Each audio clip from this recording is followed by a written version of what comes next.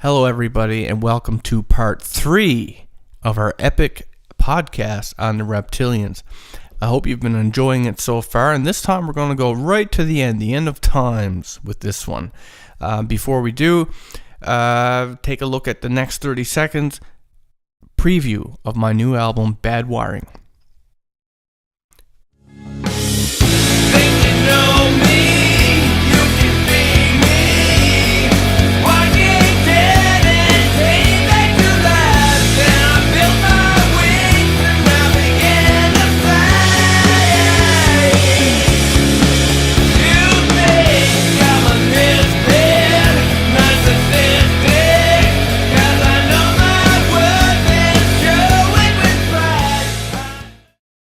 I hope you enjoyed that little taste, and if you did, I want to give you the whole track. I want to give you a ringtone and the wallpaper.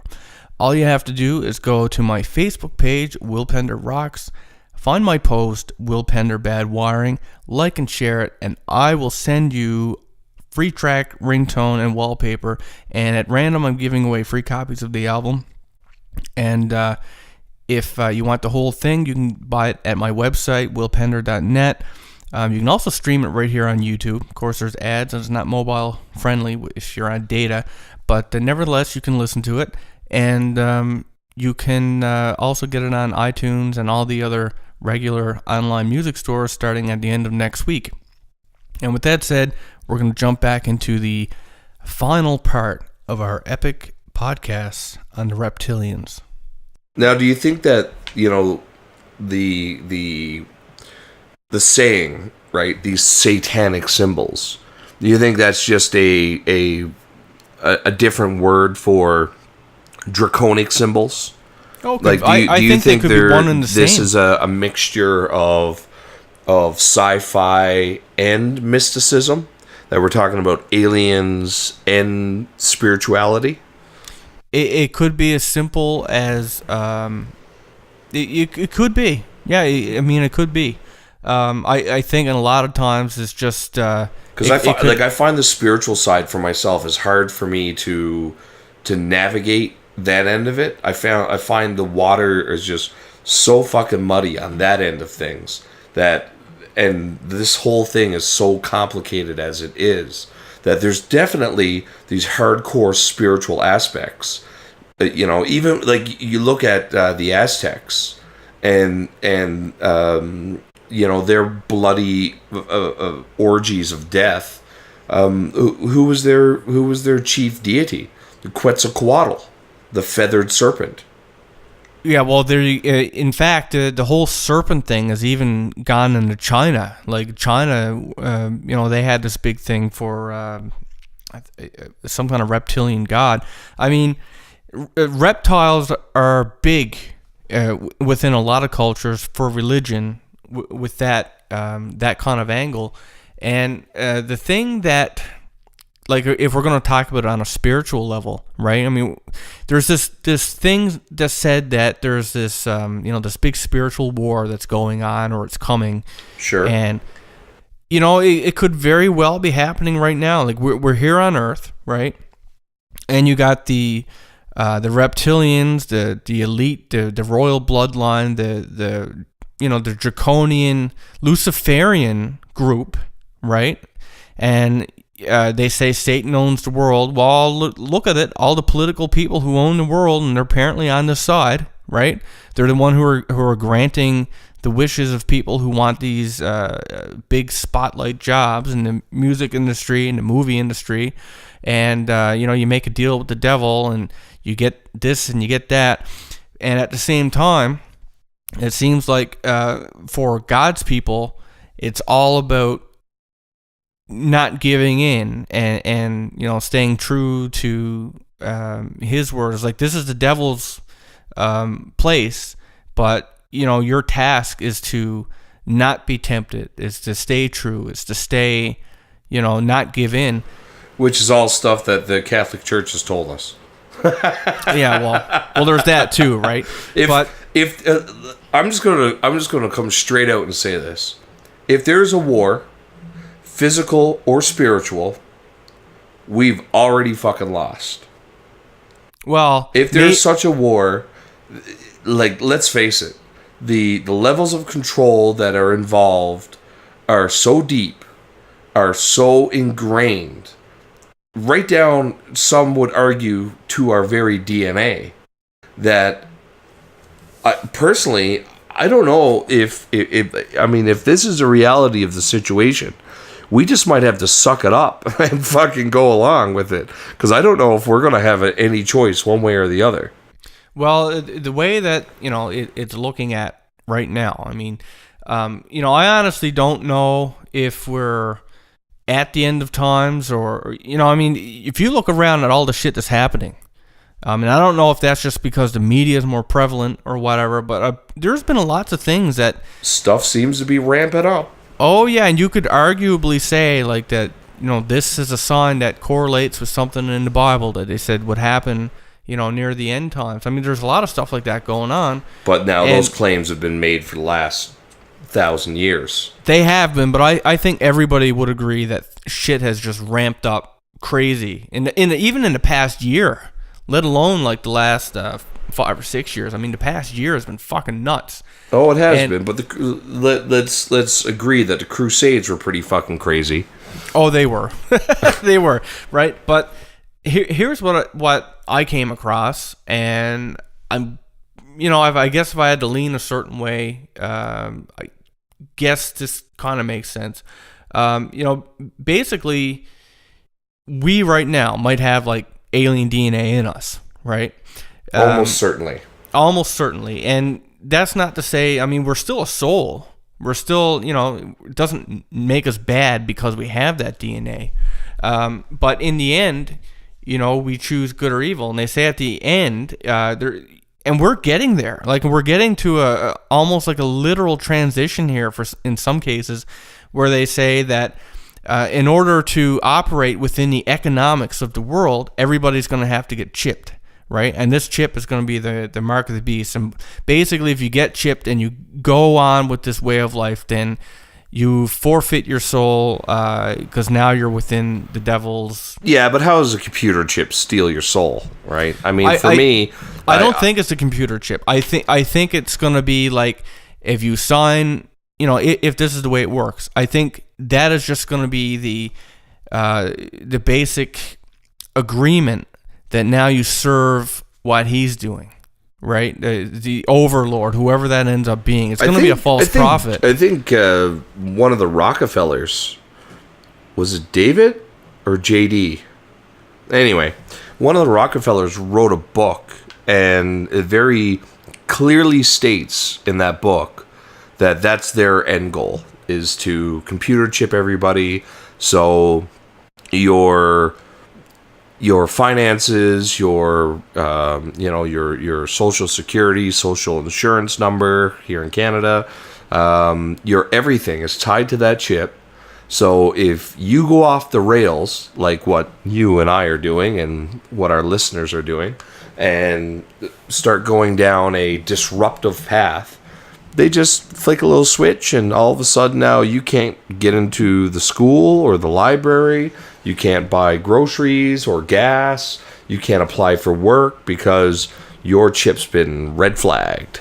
And that's exactly what I was getting at, is that, yes, it's just a chip, but by getting chipped, you basically serve them. Right? Sign here on the dotted line, and it turns out that it wasn't just a end user agreement as much as it was a Faustian pact. Exactly. You're a servant now, quite literally, right? Well, we're servants now. We are, but I mean that's a little. I mean, a chip almost sounds. I mean, I got one on my bank card. It's very convenient. Tap and go. That chip's convenient, but like if we were to have those chips and we did a podcast like this and they got wind of it, we might be. They might have a button that just blows us up. I mean, you don't know, right? So, like, that's what they're talking about. They got one now. It's a big red one in the White House. Well, apparently, at the end of the time, right? I mean, those who believe in Jesus. Now, are we God, talking about the end of time or the end of times? I guess you would say the end of times, in the religious connotation. The religious commentary. So not when the physical dimension of time. No. We could be gone before that if any of this is true. Yeah. And what that would mean is that when this is all happening, when the shit actually hits the fan, apparently Jesus is going to come back, and those who did believe in him and worshipped him or whatever, the rapture happens, right? You get saved. Everybody else, you're fucked. And the way that this is supposed to... As long as the Jews don't crucify him again.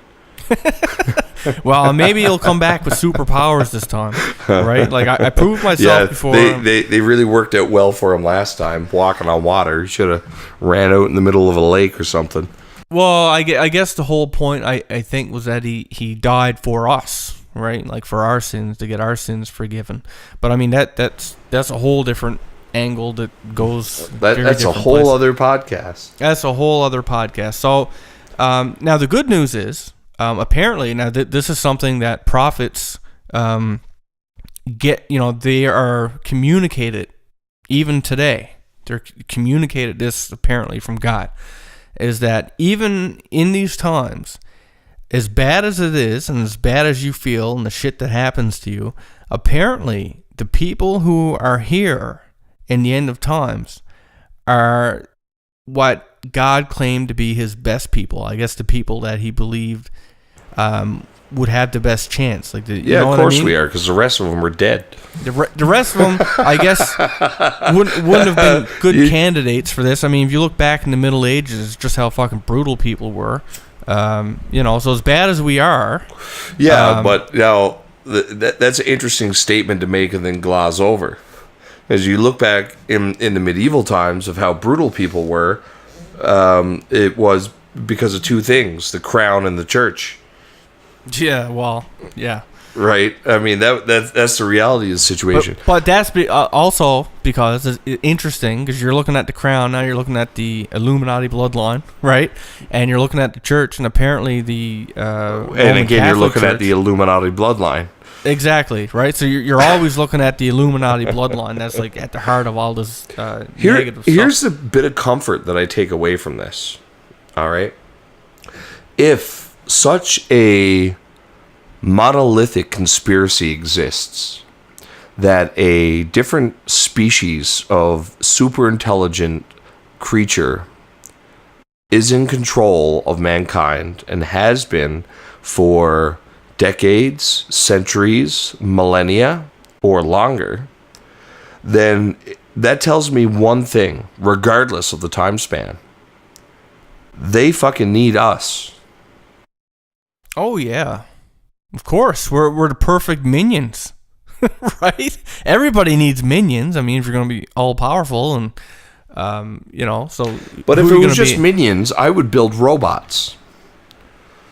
Yeah. Right? Maybe... If it was just minions, I would just clone more Greys. I guess it doesn't feel as satisfying as controlling somebody, Do you think that's what it is? Like, that's like... When you discuss these things, and again, I mean, there's no way in the world that we can sit here and state categorically that any of this is true.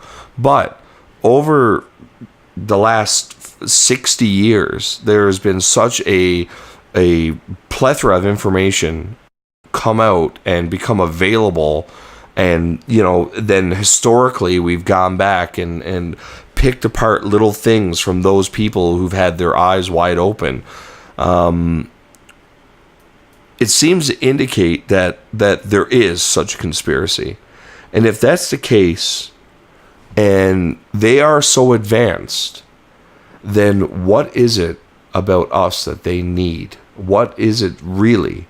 It can't be just lording over a bunch of insects.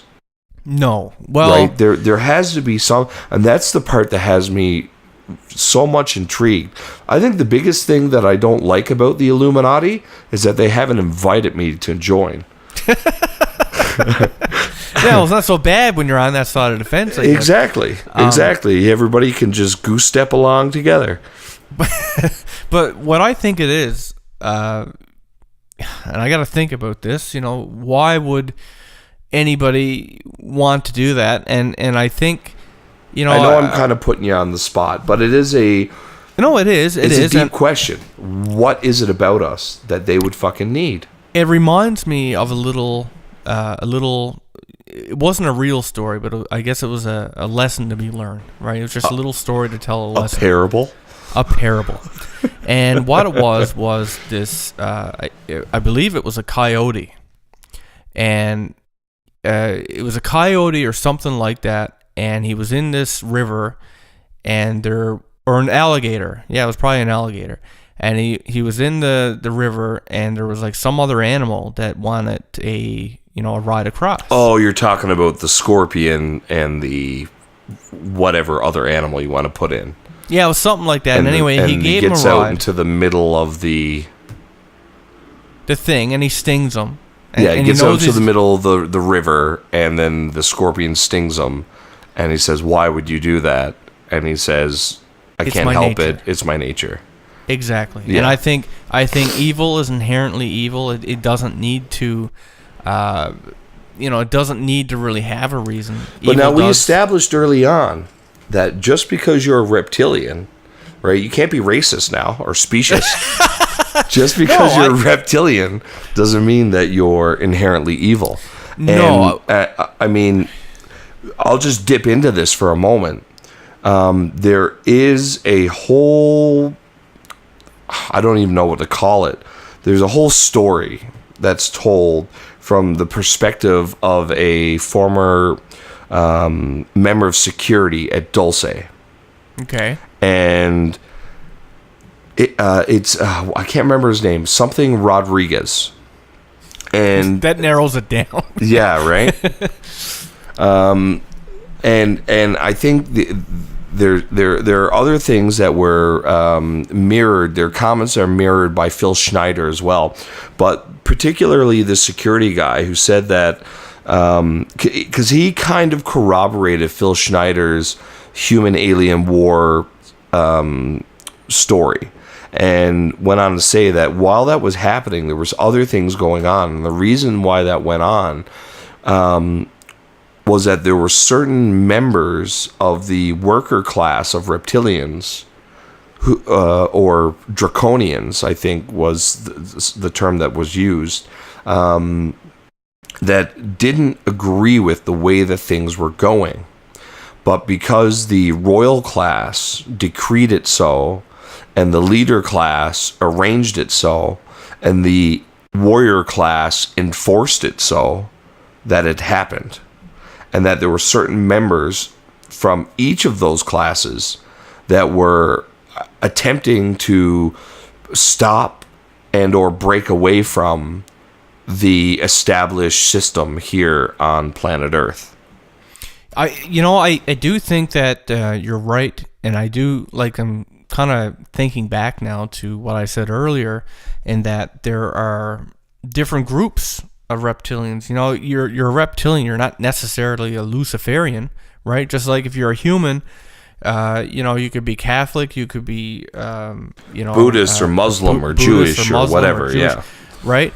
And, I just think that the one that we hear about most is the Luciferian thing, because that's a big deal. That's a big war that's going on right now. So you just hear more of it.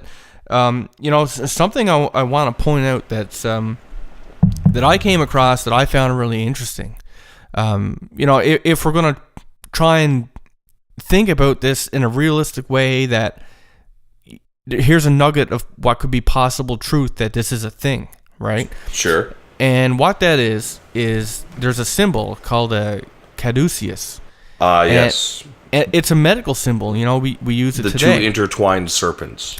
The two intertwined serpents that form what looks like a DNA strand. Yeah, it's a helix symbol that very much mirrors a segment of DNA. Yep, and they're coiled around a staph receptor, and it has wings. And there's three things about this that makes it interesting. You have a combination of snakes, which are reptilians. you have DNA, you have a scepter, which is an image of power. Sure.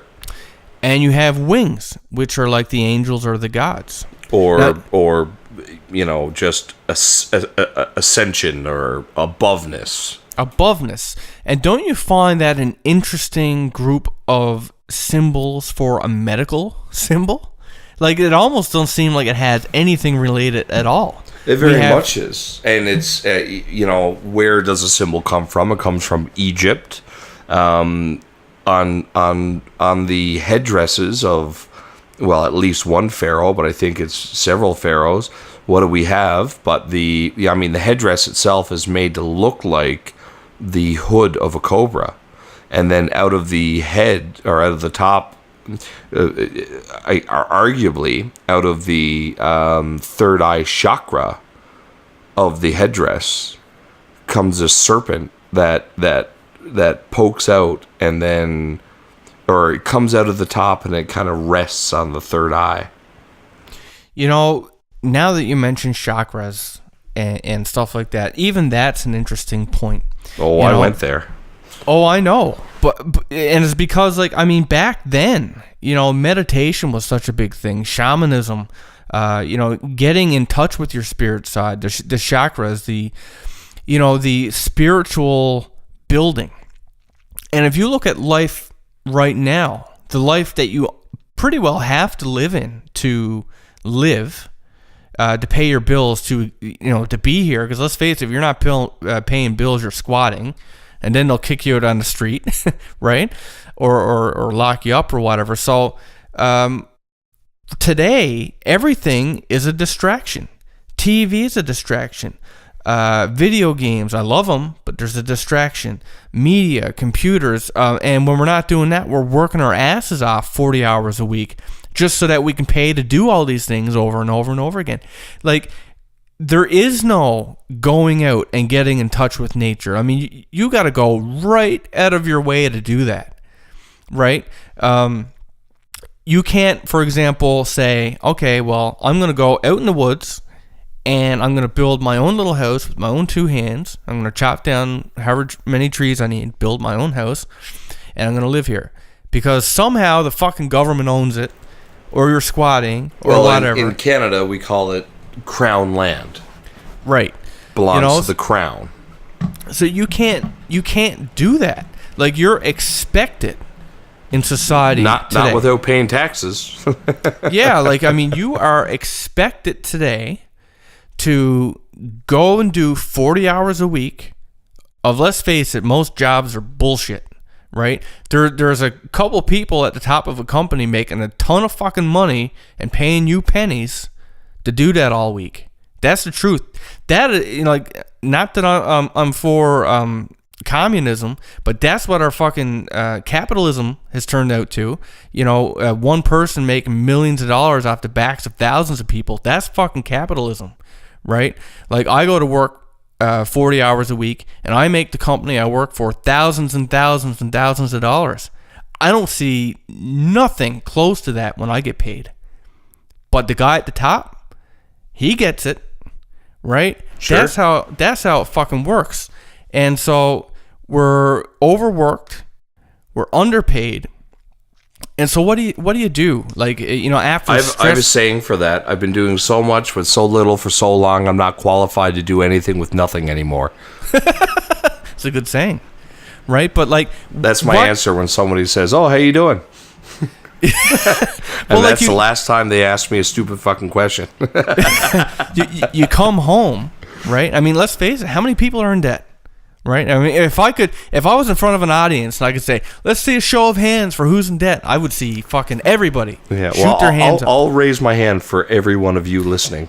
Right, because the only people that aren't in debt are the rich fucking people at the top making the money off the backs of the people like us normal folk. Or right? The guy living on the street eating out of a garbage can. Yeah. Right? So, like, I mean, we have everybody's fucking in debt. Everybody's stressed out about their financial ability. Everybody, you know, you go to work and you put up with bullshit all week. You work your ass off. And what do we call this? We call this credit slavery. Credit slavery. You come home And then with the money you make, you pay your bills. You might have some left. Maybe you'll have some left. So what do you have to do with that little bit of money you have? Well, I guess I need to relax, so I guess I'll watch a movie. I guess I'll get a video game. I guess I'll get a pizza. I guess I'll get some booze. Like, that's what we do, and then we go back and we repeat the process. Where, in the middle of this, did we have the time to actually, and the motivation? Because, like, we're fucking drained now after a week of this shit. We're depressed. We're down the dumps from this. Where did we have the motivation and the time to go out and actually do spiritual awakening? Where did we, like, when is that instilled? The only time in my life was when I was a older teenager, when it was that balance of enough freedom and not enough responsibility, where I could go and explore spirituality and spiritualism. Right, because real life doesn't afford you that time, and it doesn't give you that motivation. When was the last time you watched a TV show that told you to do this, or they told you the importance of doing this kind of thing, or like they even had content that would get you to ponder this kind of thing? That's not the way TV works. You watch TV and it's brand name clothing. It's the new iPhone. It's the new this. It's get this truck. There's a beautiful truck. We got a deal for you here. Come down to fucking Pizza Delight and get this. It's all advertising. Buy this deodorant or girls won't fuck you. Yeah, I mean, buy this or people will think you're ugly. Watch this or people will think you're stupid. So it's all done in a way it's basically programming you, even if you're not really paying attention on a subconscious level. This is the way it's going in there, is that you need this and this and this, and the only way to get it is to pay for it. And to pay for it, you got to work, but you got to do any way to live. So you work to live and buy these little meaningless things to take your mind off how much your week sucked doing work, and then you go back and do it again. It's an endless cycle. It's an endless vicious circle. That's what it is. Does anybody really think that is what life was meant to be?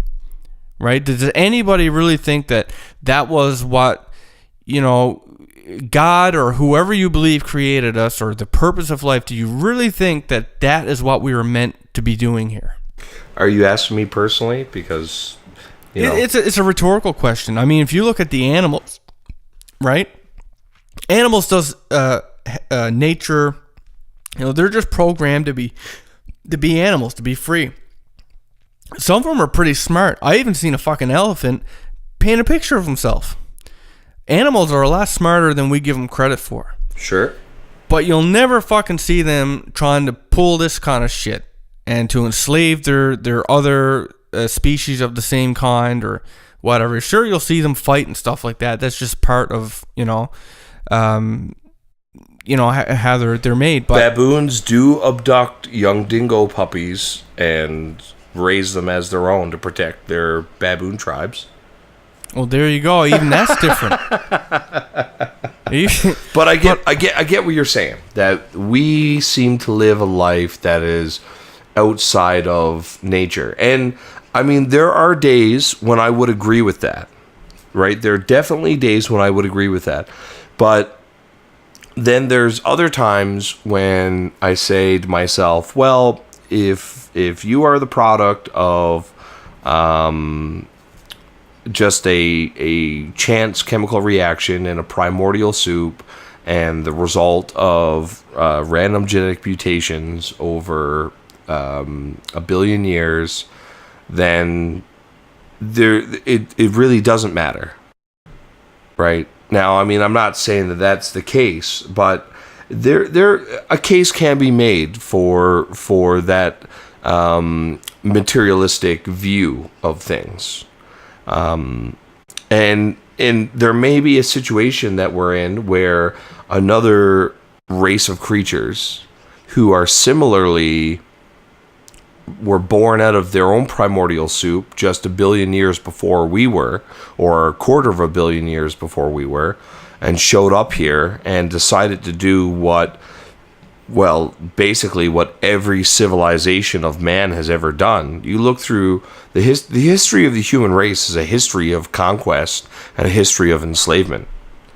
That has been true since the fall of Samaria, and as it birthed into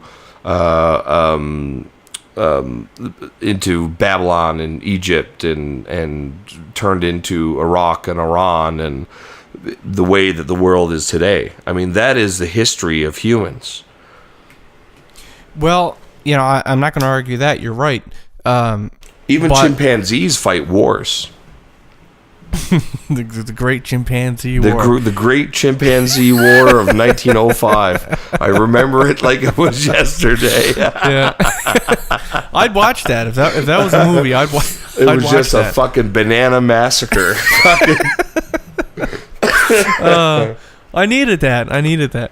So, like, I guess, I mean, there's just so many different ways to look at what this is, what this situation that we're in as humans. But I can tell you right now, I can't help this, and I think this all the time, that I feel like there's some kind of importance spiritually, right? Sure. I don't spend enough time dealing with it or exploring it, but I mean, it's been with me forever. I mean, it's probably why I'm so interested in near-death experiences, is why I'm so, I mean, because truthfully, if we just thought that we were going to rot in the ground when we die. You're so interested in near-death experiences because it's like skipping to the end of the book? It's like skipping to the end of the book. Well, the thing about death is there's no escaping it. We all know we're going. Right? Oh, I don't know. Some transhumanists, me amongst them, believe that we can transcend death one day.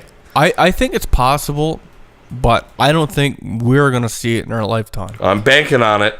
I know you're banking on it. There's a whole movement. There's a whole movement funded by billionaires and multi-billionaires. They'll be the only ones able to afford it. Who and the organizations that they're funding claim that right now, walking amongst us are the first immortal human beings. So you think it's already happened? No, I think that there are people who are alive right now who will be alive perhaps 500 years from now because the technology is right around the corner. Okay. Well, I mean, that's a big part of what we're talking about. We're talking about where technology and spirituality and culture and subculture all come together. I'll say I love the idea of it because I don't think I'm ever going to be comfortable with taking that gamble of where I'm going when I die. I mean... Oh, I hear you. It doesn't even matter how much you read up on it, how what people's opinions or thoughts are, or people who went there. At this point, my best case scenario is the long dark sleep of nothingness. Yeah, I know all about what you're talking about there, and I'm scared for the same kind of nobody knows. Like, I don't think I'm a terrible person, but. Am I a humanitarian? Am I out in a soup kitchen every day? Am I, I squabble about my problems, but I mean, my problems. I'll answer that question. No, you're none of those things. I'm far from those kinds of things. You're filled with narcissism and narcissism and selfishness. Selfishness. But you're a good guy. Yeah, like I'm not killing people. I'm not raping people. Like, I guess. I have to look at it and be like, well, there's people far worse, but what does that really mean? Right? What does that really mean? Does that mean that you're good enough to get in this place that's supposed to be the best place in the world? Is that your argument at the pearly gates? Well, I wasn't fucking Hitler. at least I didn't do that, God damn it. Yeah, at least I didn't do that. So, I mean, I wasn't Albert Fish or Richard Ramirez. Exactly. It's like it's one of those things. I think it's very clear. There's a whole highway to hell, but there's only a stairway to heaven. That gives you an idea of the fucking numbers we're dealing with. Yeah, and you know, I actually saw an interesting thing recently. Now, I didn't see the specifics and where it was like saying this was definitely what he was talking about, but someone had posted a video of one of Donald Trump's rants lately. Sure. And one of my favorite things right now. Go ahead. Yeah, well, he's entertaining. I'll give you that. Oh man. But he apparently had admitted that, you know, he was sided with the devil. Now, I didn't hear that part, but I do remember part of his speech is like, you know, we got more people, we got more of this, like, we're gonna win, like, and just the whole way that it went along, I mean, you could fit it under that, but no, I didn't hear him say, well, but it was just the way that, I guess, the context that clip was put into and what people were saying about it, and it got me thinking, because there's a lot of people like that. Well, that's funny you should bring up Trump, because now I've heard the exact same thing for Hillary. Oh, yeah. That she looks up to this author or person or personality from the past who she has quoted and cited many times, and it was one of the former presidential candidates, the neurosurgeon. Oh, geez, I can't remember his name now. Oh, is he the guy that like found proof of death? Like he had his own near-death experience or something like that? I'm not sure. But you know, he's definitely a religious fanatic, and he pointed out that this author that she often cites as being her inspiration gave accolades to the devil for, you know, be like, you know what, devil, good show. You know, you really rock the shit that you're involved with. So good on you. I'm going to give you your props for that. And that's a gross oversimplification and paraphrasing of what she said, but that was the basic message. And well, I mean, Hillary is apparently one of these bloodlines, right? In fact, Hillary Clinton. Yeah, well, fuck, man. What a load of conspiracy there, right? I mean, you know, it doesn't even matter what you think of Trump at this point. I saw an interesting meme that, you know, it had like all these things that Hillary was caught doing, like just a huge list of things, and then on the right it was like, but for Donald Trump, it was just like he said some mean stuff and offended some people, right? And she's been connected with the deaths of dozens of people and fraud and the leaking of all kinds of stuff. And I mean, don't mistake this as an endorsement for Trump, but you know, I really do feel for America as being a member of a country that has been conquered culturally by the United States. I really do feel for that country. This is an election with no choice, and it's there's never been a choice. But in my opinion, this is my opinion now. This is an opinionated comment that I'm making. There's never been a choice.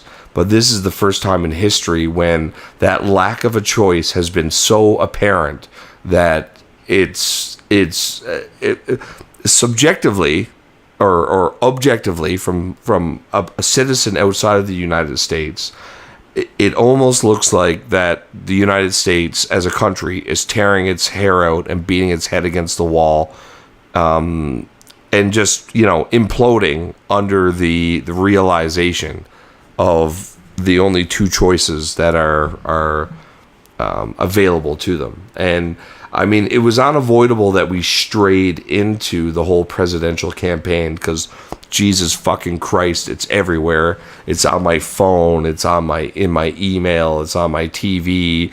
You know, I'm surprised it doesn't pop up on my fucking coffee maker. But you know, when we talk about elitism and the connection with reptilians and how deep and dark that goes, this is unavoidable. Oh yeah, well, you know, here's the thing, you know, just to echo your thoughts, to an extent, I mean, yeah, I'm a Canadian, but I love the U.S. Like I love, the culture. I love mostly the stuff they make. The stuff they make. I mean, I love their enthusiasm for entertainment. I love their entertainment. I love the movies. I love the music. I mean, there's a lot of music gear that I can only get in the States. I love their ingenuity. I mean, most of our fans are actually in the States. Like, I absolutely love how enthusiastic and just appreciative for art and like just the expression of self that the United States has. It really does have an insatiable appetite. It does, and I absolutely love it. It's I mean, I could definitely see myself living in the States and loving it. I love that, people are allowed to protect themselves, that they can have a gun, they can protect their family. I'm a fan of the States. So you can buy a gun. You just got to get a restricted gun license. It's fucking nuts, the stuff that you got to do here. And you know what it'd be like? Jesus, it's a 3-day course. Yeah, but you know what? If someone broke into my house and I shot him, I'd still go to jail. Yeah, but your wife and kid would be alive. Yeah, but it's just the point of it. It's stupid. I like it how it is in, like, Texas. Someone fucking breaks into your house. You don't know what they're there for. You should be allowed to kill them. Don't break into my fucking house. Right? I mean, that's the way it should be. So, the whole don't back down law. Yeah. Like, in my opinion, if you make the choice to break into somebody's house, then you just fucking void it any say you got and what happens to you. Well, right? It doesn't sound very Christian, William. I don't even care. Like, when it comes to, like, my safety or my family's safety, they come first. Like, you choose to break into my house, then what happens to you is your own fault. Yeah. That's the way I... And then 50 years from now, it's you standing at the pearly gate saying, well, at least I wasn't Hitler. Hey, I think God would understand. Yeah, because the Old Testament is filled with understanding. Oh, well, let's not forget now how twisted and turned that was by the people, But, I mean, just getting back to where we were, I'm a fan of the United States, and I really hope that it comes to a good, things turn out good for them somehow. Like, everybody's really kind of worried of who gets in there and what's going to happen. It definitely does seem to be the center of, if this whole scenario that we've been talking about here tonight is correct, and I have some very strong feelings that it is, or we simply wouldn't be here talking about it, then it certainly seems to me that the United States is the center of the whole reptilian regime. Oh my God, yeah. Yeah, for sure. I mean, every time you're well, I'm not saying no other countries in it. I mean, they do say that the royals, like Queen Elizabeth and them sure, but they tried the whole empire thing and failed at it, right? They took over Africa and parts of Asia and Australia and took over India and all over the world. They took over places, and then they had to, mostly because of the Second World War, they had to pull back. And then what emerged from that was this glorious shining phoenix that we call a global superpower, the first and arguably only global superpower. And that seems to be pretty indicative to me that if there are fingers behind the scene controlling the strings and all the marionettes that we call the human race, then they may indeed be based out of the United States. So what do you think? Like, I mean, if I was to think on this from a logical standpoint, if I were to take everything that we talked about and say, like, okay, well, I think this is probably what actually is happening, right? Would you think that Satan himself would take his seat in the United States? Well, see, my personal stance on it is that there's very little actual spiritualism involved. Now, that's just me, right? Like, I don't think there is a Satan himself. I think that if there are such things like Satan, that they are as many and as varied as such things that we call God.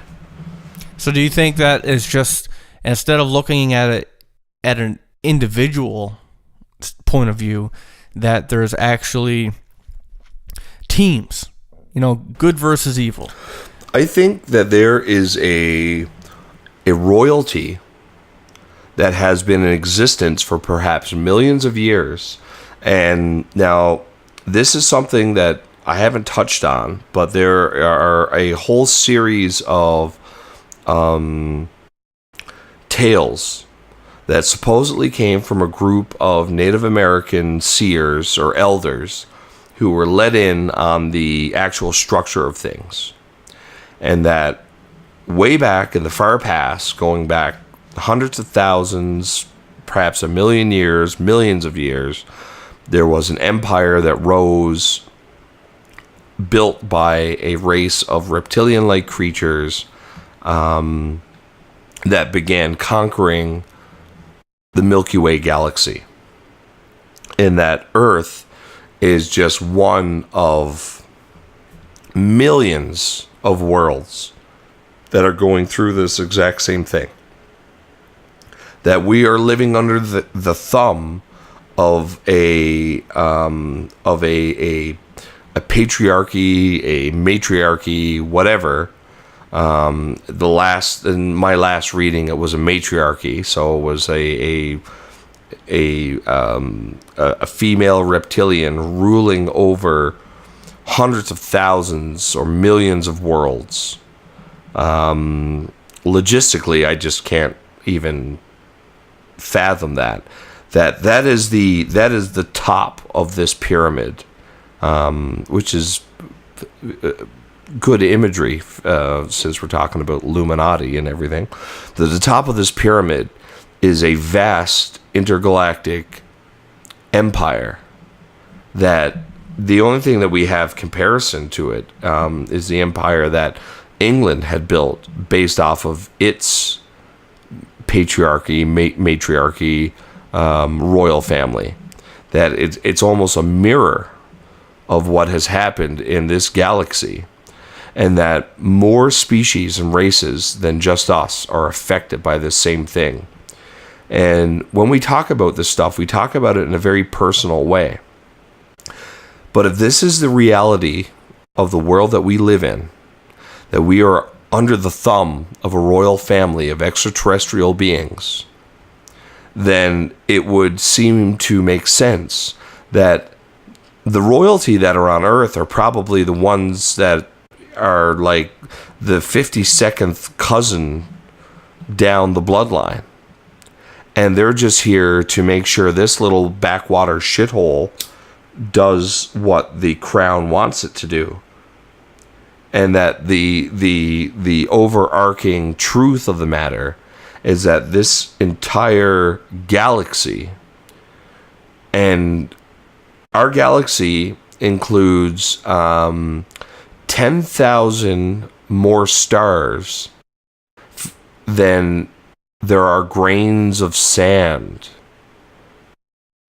on this planet. So let that sink in for a second. 10,000 stars for times the number of grains of sand on this planet.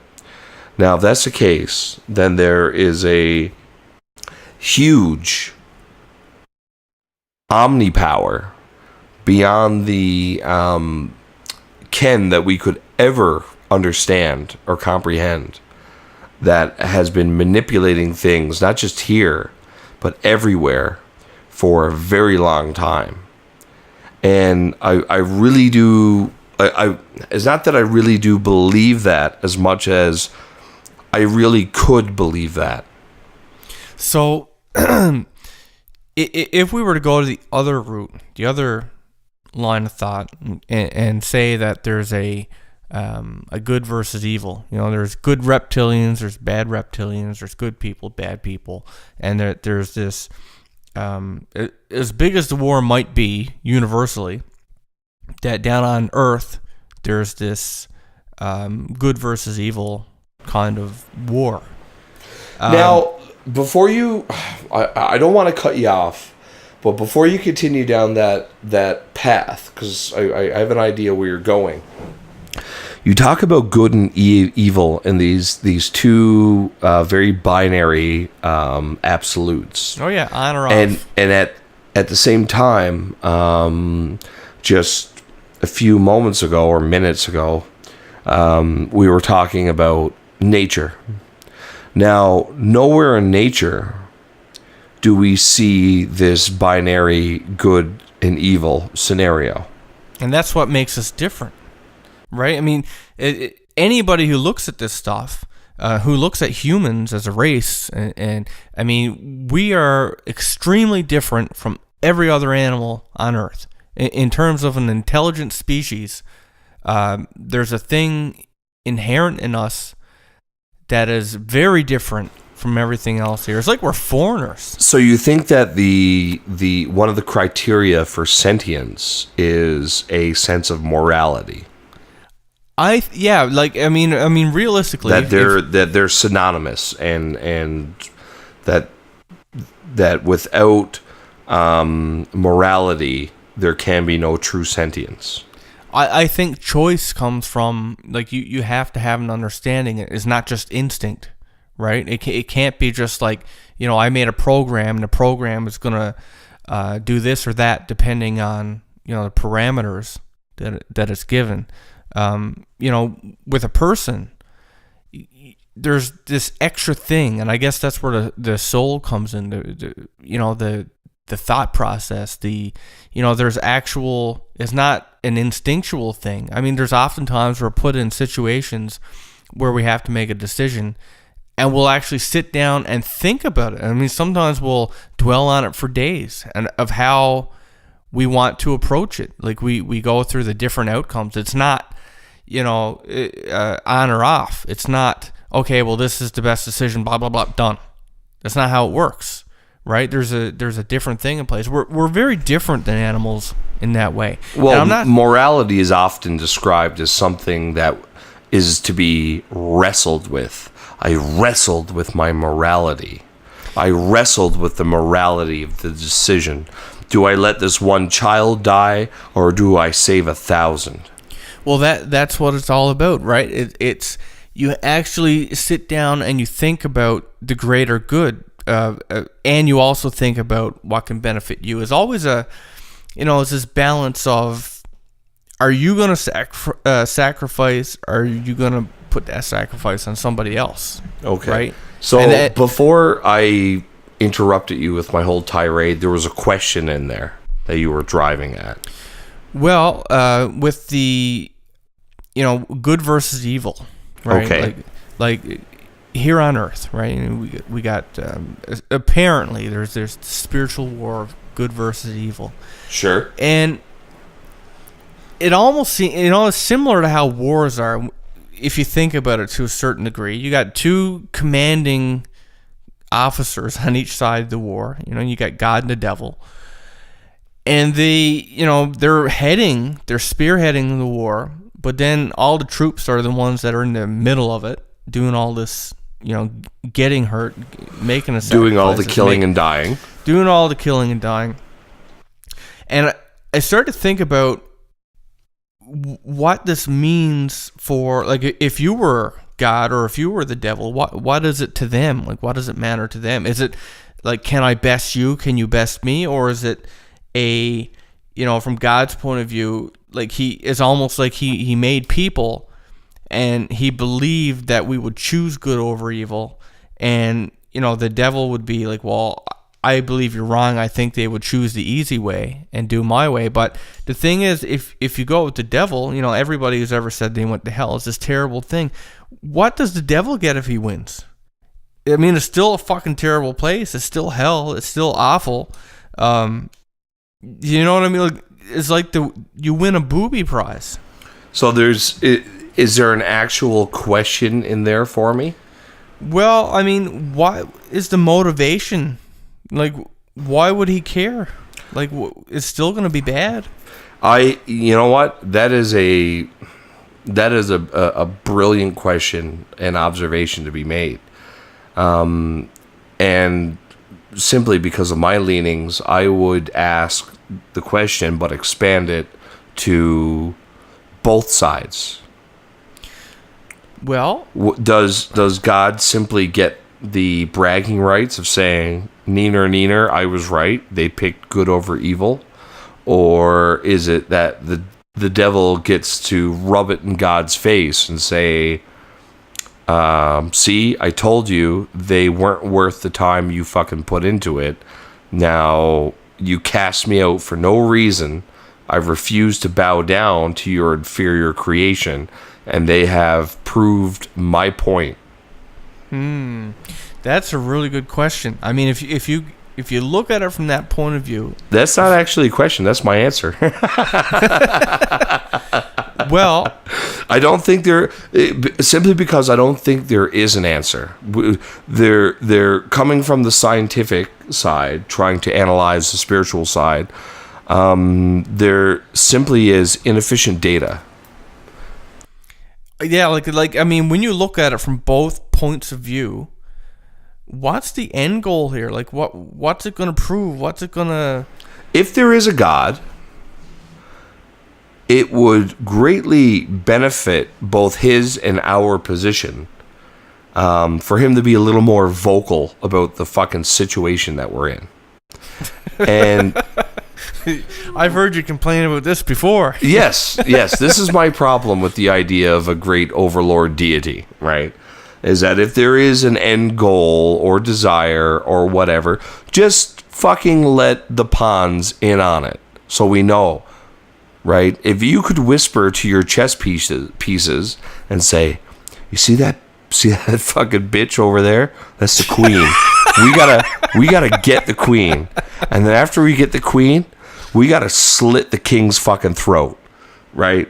And that would make chess so much more amenable.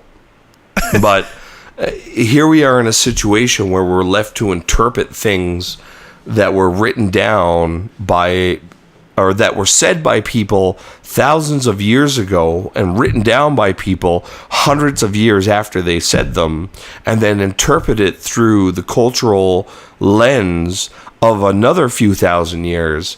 And we're sitting here with handfuls of dirt saying, what the fuck do you want me to do? Yeah, you know? Well, and that's a scenario that we find ourselves in. And I mean, I'm not saying that there's no God, right? I'm not saying that there's no over deity. If there is, I don't think that... You're like, where's my fucking handbook? Well, not only that, but what I'm saying is that I think that if there is an over deity, if there is this great all-powerful Lord, I think that he is so much like us that it is terrifying. He ate the last cupcake, damn it. Yeah, and I kicked him out of heaven. He invented hell, and for the last 5,000 years, that's why. Like, he should have known better. I honestly don't know, what we can expect to find, at the end of this whole thing. I'm half wondering. Well, nobody does. Very few come back from the brink of darkness. Very few come back from death with a message from the Lord. Right? We've had very few examples of that. And the examples that we do have, some of them are wildly conflicting. Yeah, it seems like... If you ask a Muslim who came back, it'd be a different story. From a Catholic who came back, it'd be a different story. From even a Protestant to a Hebrew. I don't know. Is wildly conflicting. I've read hundreds and hundreds of near-death experiences, and I know I've read some of other religions who've come back and had a terrible near-death experience and changed to Catholic. Here's the issue I have with it, though. Right, is that a lot of people, myself included, I was born into a family. Usually you pick up the religion that your family is into when you're. Yes. Your that's family, your community, your province, your state, your country. Right. That's your what you're skin taught. color. You're taught that is what's right, and then you're brought up with it, you believe it, and you practice it. Sure. So my problem is I don't find it fair to think that there would be somebody like us who was brought up, in a small village in the middle of nowhere. And he's taught us right, and apparently it's not, and he has this terrible, experience. And Here's the true conundrum. The number of gods that are currently worshipped on this planet factor in around 5,000. 5,000 different deities and gods. I'm not saying that any one is right or wrong. I'm just saying, how in the fuck are you supposed to choose or pick or decide or make an informed decision? Right? And we can't. Nobody can.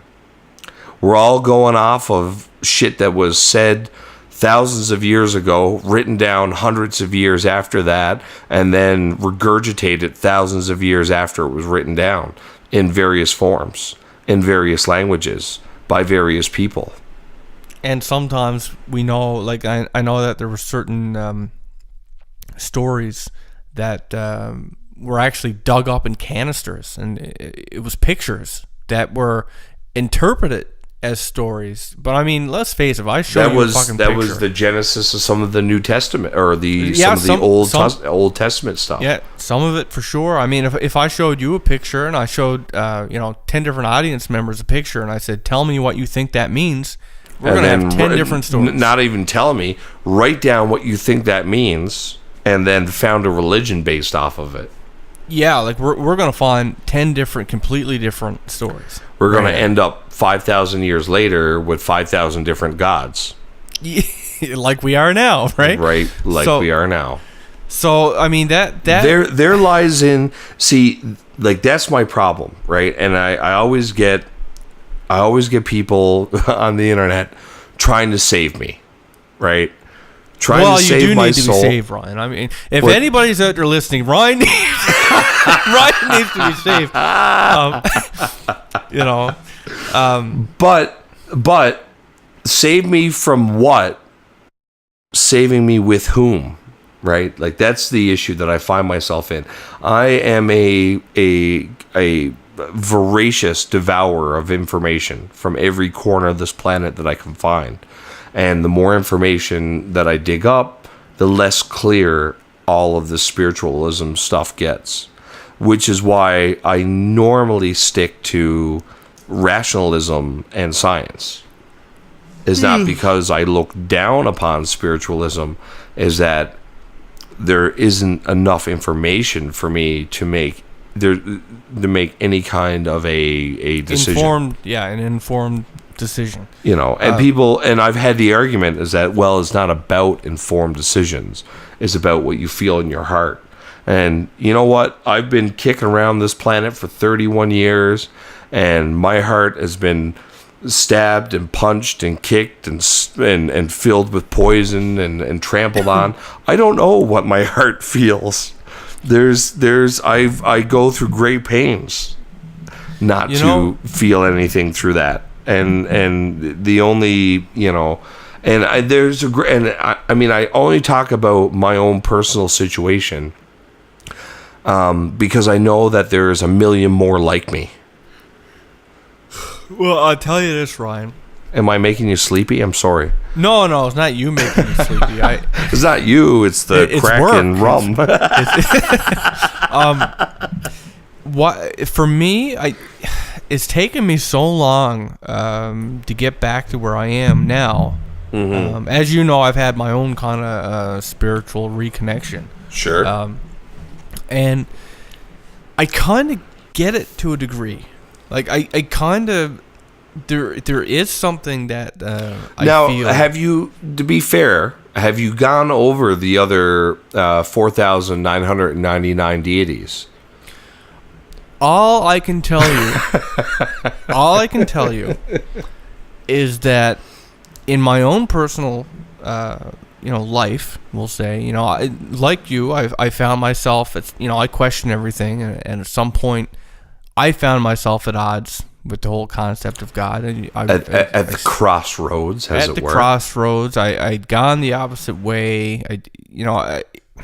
For a guy who's not really religious, I did an awful lot of fucking looking into it, and I somehow found my way back here, and I know, at least for me, that when I absolutely needed help, and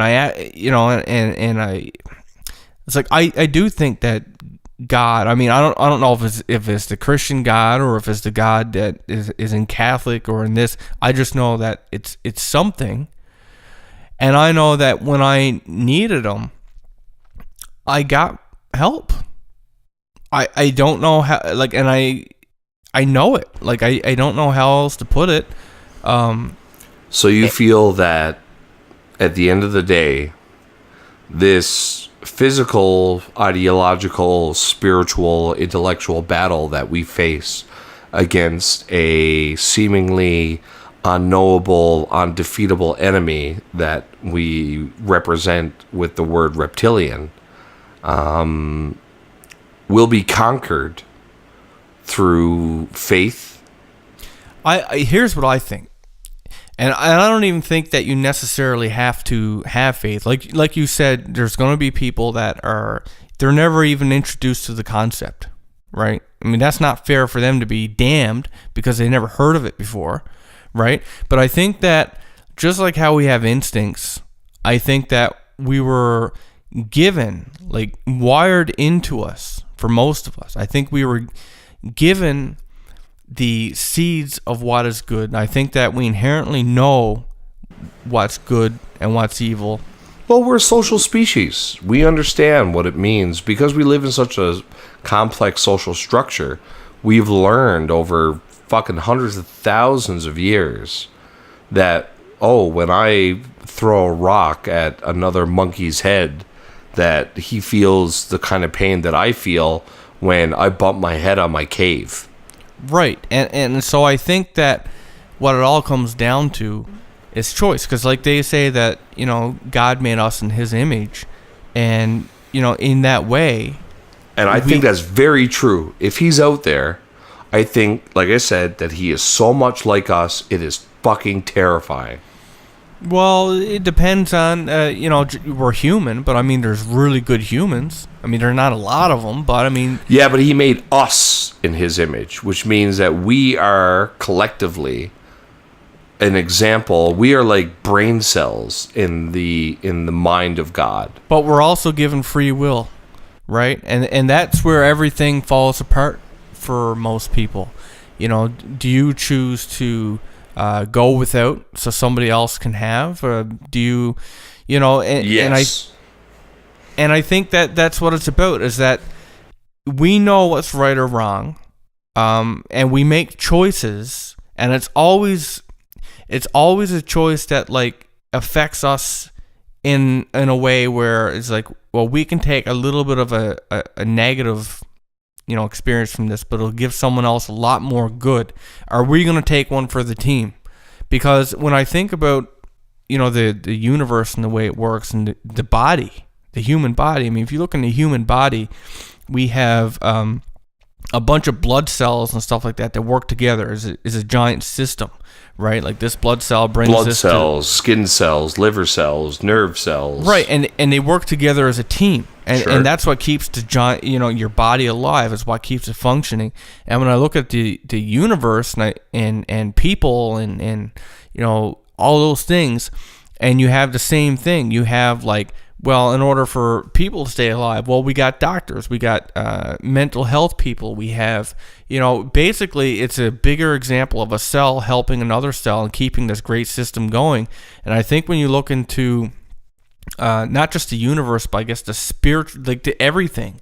I think the idea that people, spirits, not just human but animal, other the entire cosmology. The entire cosmology. I think the concept and the test is that we would all work, serve in heaven. That's what they say. To serve in heaven is better than to reign in hell. And the idea, I think, is that everybody works together in this giant system for the greater good of everything, to keep it alive, to perpetuate and to keep alive the life, the life force. Whereas I think to keep the spark lit and keep it going. So regardless of whether we choose the reptilians or God, we are servants. I think so, because I think we were all meant to be part of one giant system. And I think the difference with the reptilians and Satanism, really, if you want to tie those together, right? I mean, they even say that apparently that, at the head of this New World Order, there's going to be one ruler, right? The Antichrist or whatever. And, that is not, if you look at Satanism, it's all about sacrifice. It's all about, I'll sacrifice this animal or this person and I get something. It's about what I can do for me. It's about me, well, both me. sides are about sacrifice. One side is about sacrificing other things for your own gain, and one side is about sacrificing yourself for the greater good. For the greater good. And in the Satanism side, the evil side of doing it for myself, that system would collapse, because if you're only serving yourself and you're one person versus many, right? That's what happens. Is it collapses. But is that not the system in which nature bases itself upon? No, I don't think... Every part of nature serves itself, and in doing so serves a greater whole. No. It's not a greater whole if I sacrifice someone so that I can win the lottery. No, but I'm saying nature. Nature's kind of a gray area to a degree. I think when we look at people, I think, like, again, that touch of soul, that touch of something that we have that's different from the animal kingdom. So are you telling me that all dogs don't go to heaven? No, I think, I often wonder about reincarnation. Right, the idea that, okay, you didn't make a very good human, but maybe you're you'd make a great iguana. Maybe if we put you back as an iguana, you learn more and you can go up the ranks until eventually. Because like that was a whole theory too, is that you come here as like the most basic of an animal. You could be a fly. You go through your life, you learn what you need, you step up, and eventually we transcend even Earth. We go to other planets. We go here, and the idea. And that's one of the theories on the reptilians, right? Is that they're a extremely low vibration being that has done their damnable best over centuries, thousands, millions of years, and their best was just no damn good. To stay mired in the three dimensions. The three physical dimensions and the one temporal dimension, and that in doing so, they've spread out and dragged the rest of the galaxy down with them.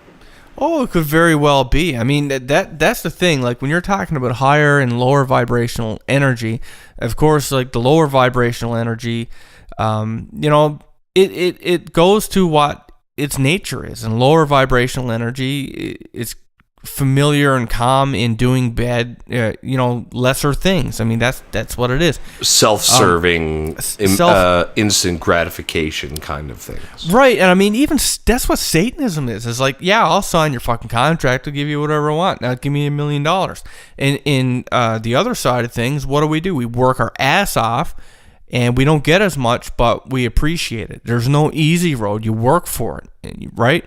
And I just think that, like, when it comes to the reptilians and the lower vibrational, the whole idea of self-serving and stuff like that.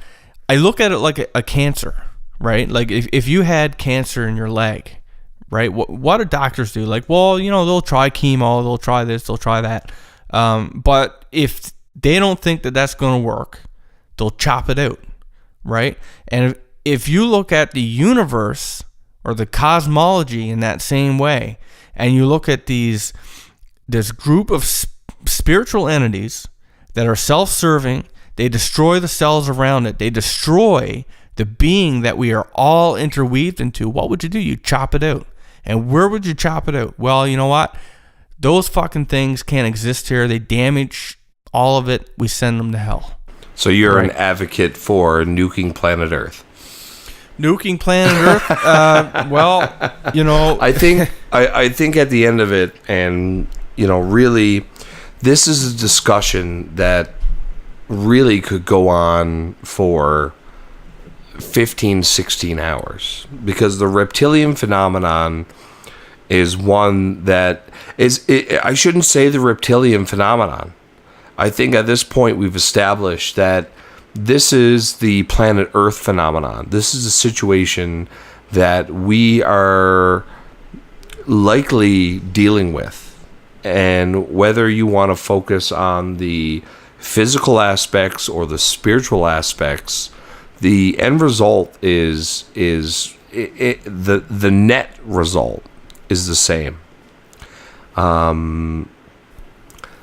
We seem to be presided over by a body of dark entities, and whether those entities are mired in a physical or metaphysical or a hybrid of the two kind of a realm, again, the net result is the same. And we as individuals have to make decisions, everyday decisions, that not only impact us in the short term, but impact the entire human race in the long term.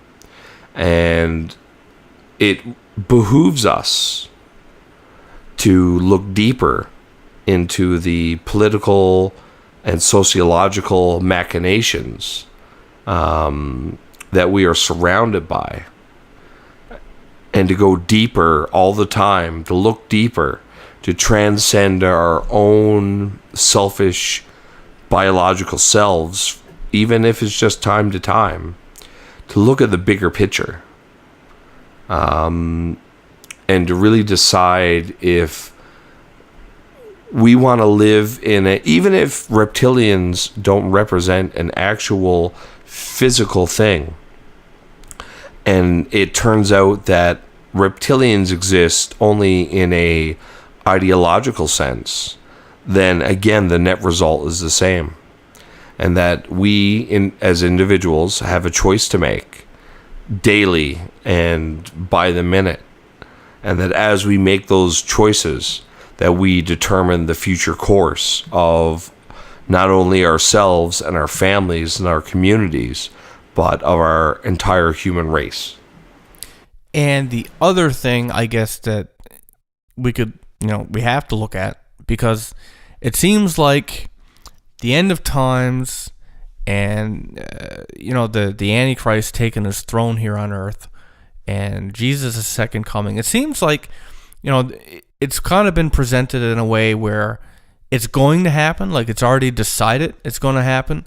And just like how they say time is an illusion, that, I guess any entity that could travel through time would know the course of events that are going to happen.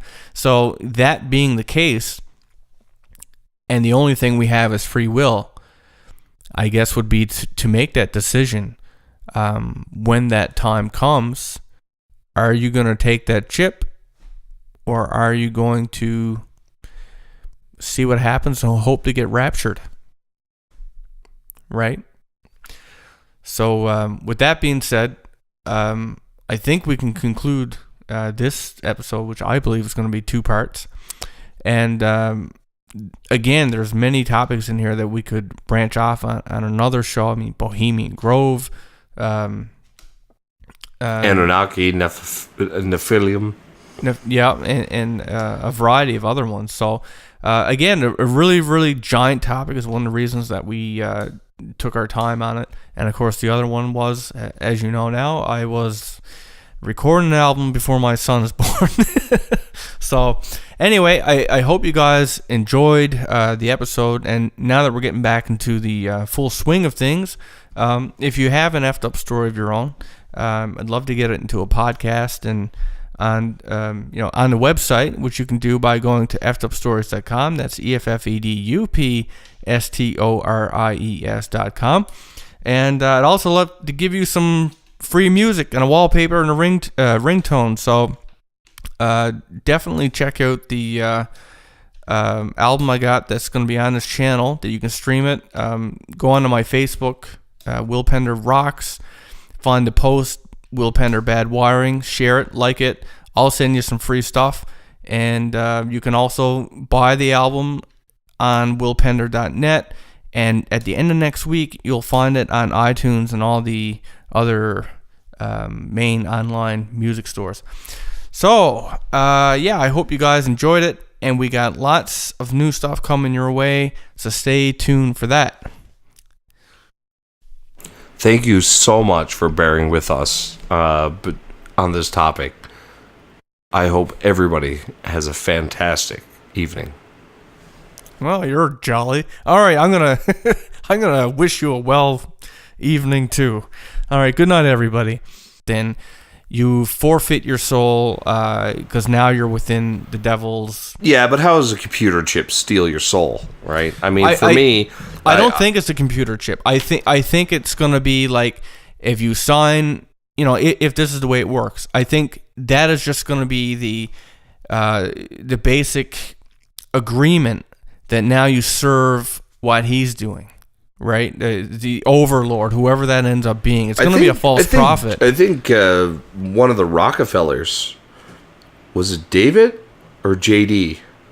Anyway, one of the Rockefellers wrote a book, and it very clearly states in that book that that's their end goal, is to computer chip everybody. So your finances, your social security, social insurance number here in Canada, your everything is tied to that chip.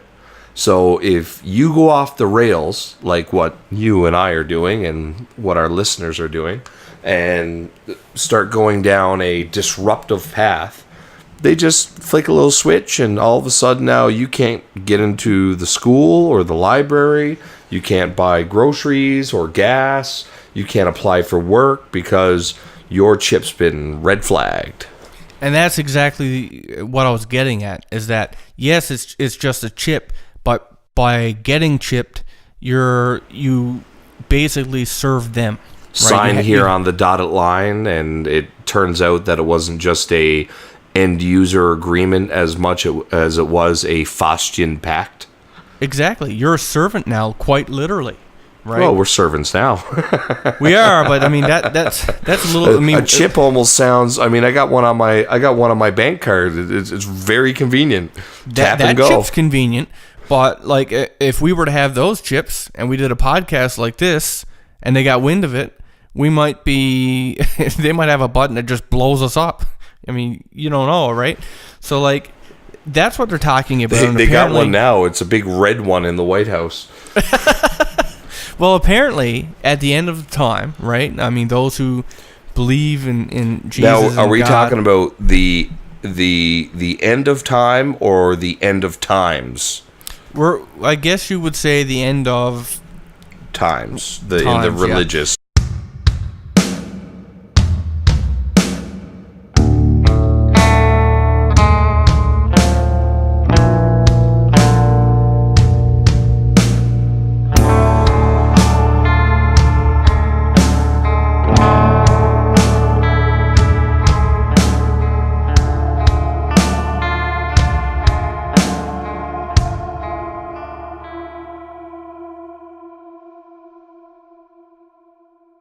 Hello, everybody, and welcome to part 3 of our epic podcast on the reptilians.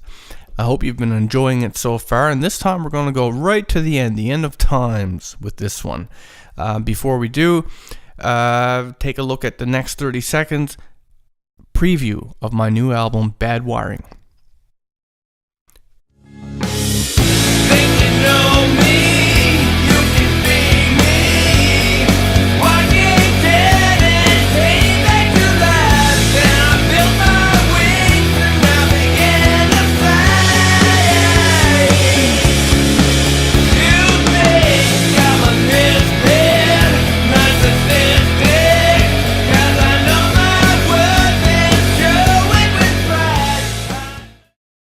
I hope you enjoyed that little taste, and if you did, I want to give you the whole track. I want to give you a ringtone and the wallpaper. All you have to do is go to my Facebook page, Will Pender Rocks, find my post, Will Pender Bad Wiring, like and share it, and I will send you free track, ringtone, and wallpaper, and at random I'm giving away free copies of the album. And if you want the whole thing, you can buy it at my website, willpender.net. You can also stream it right here on YouTube. Of course, there's ads, and it's not mobile friendly if you're on data, but nevertheless, you can listen to it. And you can also get it on iTunes and all the other regular online music stores starting at the end of next week. And with that said, we're going to jump back into the final part of our epic podcast on the reptilians. Now, do you think that, the saying, right, these satanic symbols, do you think that's just a different word for draconic symbols? Okay, like, do you think they could be one and the same. This is a mixture of connotation? The religious commentary. So not when the physical dimension of time. No. Okay. We could be gone before that if any of this is true. Oh, yeah. And what that would mean is that when this is all happening, when the shit actually hits the fan, apparently Jesus is going to come back, and those who did believe in him and worshipped him or whatever, the rapture happens, right? You get saved. Everybody else, you're fucked. And the way that this is supposed to... As long as the Jews don't crucify him again. Well, maybe he'll come back with superpowers this time, right? Like, I proved myself before. They really worked out well for him last time, walking on water. He should have ran out in the middle of a lake or something. Well, I guess the whole point, I think, was that he died for us, right? Like, for our sins, to get our sins forgiven. But, I mean, that's a whole different angle that goes that's a whole other podcast. That's a whole other podcast. So, now the good news is... apparently, now this is something that prophets get, they are communicated even today. They're communicated this apparently from God, is that even in these times, as bad as it is and as bad as you feel and the shit that happens to you, apparently the people who are here in the end of times are what God claimed to be his best people. I guess the people that he believed would have the best chance. Like, of course we are, because the rest of them are dead. The rest of them, I guess, wouldn't have been good candidates for this. I mean, if you look back in the Middle Ages, just how fucking brutal people were. So as bad as we are. Yeah, but now that's an interesting statement to make and then gloss over. As you look back in the medieval times of how brutal people were, it was because of two things: the crown and the church. Yeah, well, yeah. Right? I mean, that's the reality of the situation. But that's also because it's interesting, because you're looking at the crown, now you're looking at the Illuminati bloodline, right? And you're looking at the church, and apparently the and again, Catholic you're looking church. at the Illuminati bloodline. Exactly, right? So you're always looking at the Illuminati bloodline. That's like at the heart of all this negative stuff. Here's a bit of comfort that I... Yeah, well, there's that too, right? If I'm just gonna come straight out and say this: if there's a war, physical or spiritual, we've already fucking lost. Well, if there's such a war, like, let's face it, the levels of control that are involved are so deep are so ingrained, right down, some would argue, to our very DNA, that personally, I don't know if this is a reality of the situation, we just might have to suck it up and fucking go along with it, because I don't know if we're going to have any choice one way or the other. Well, the way that, it's looking at right now, I honestly don't know if we're at the end of times or, if you look around at all the shit that's happening, and I don't know if that's just because the media is more prevalent or whatever, but there's been lots of things that... Stuff seems to be ramping up. Oh, yeah, and you could arguably say, like, that, this is a sign that correlates with something in the Bible that they said would happen, near the end times. There's a lot of stuff like that going on. But now those claims have been made for the last 1,000 years. They have been, but I think everybody would agree that shit has just ramped up crazy. Even in the past year, let alone like the last 5 or 6 years. The past year has been fucking nuts. Oh, it has been. But let's agree that the Crusades were pretty fucking crazy. Oh, they were. They were, right? But here's what I came across, and I guess if I had to lean a certain way, I guess this kind of makes sense. Basically, we right now might have like alien DNA in us, right? Almost certainly. Almost certainly. And that's not to say, we're still a soul. We're still, it doesn't make us bad because we have that DNA. But in the end, we choose good or evil. And they say at the end, and we're getting there. Like, we're getting to a almost like a literal transition here in some cases, where they say that in order to operate within the economics of the world, everybody's going to have to get chipped, right? And this chip is going to be the mark of the beast. And basically, if you get chipped and you go on with this way of life, of sci-fi and mysticism, that we're talking about aliens and spirituality. It could be as simple as it could be. Yeah, it could be. I think in a lot of times it's just because I find the spiritual side for myself is hard for me to navigate that end of it. I find the water is just so fucking muddy on that end of things, and this whole thing is so complicated as it is, that there's definitely these hardcore spiritual aspects. Even like you look at the Aztecs and their bloody orgies of death. Who was their chief deity? The Quetzalcoatl, the feathered serpent.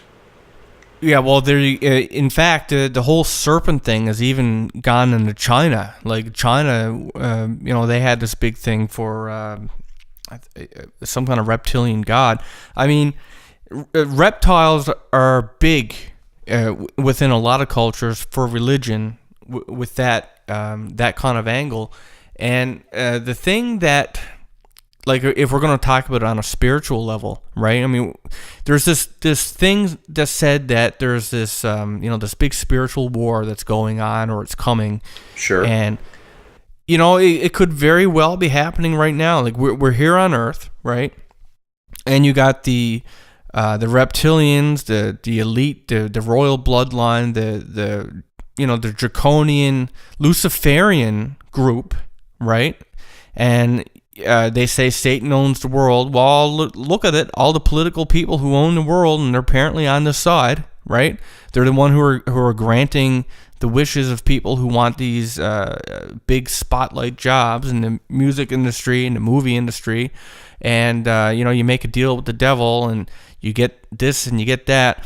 And at the same time, it seems like for God's people, it's all about not giving in and staying true to his words. Like, this is the devil's place, but your task is to not be tempted, is to stay true, is to stay, not give in. Which is all stuff that the Catholic Church has told us.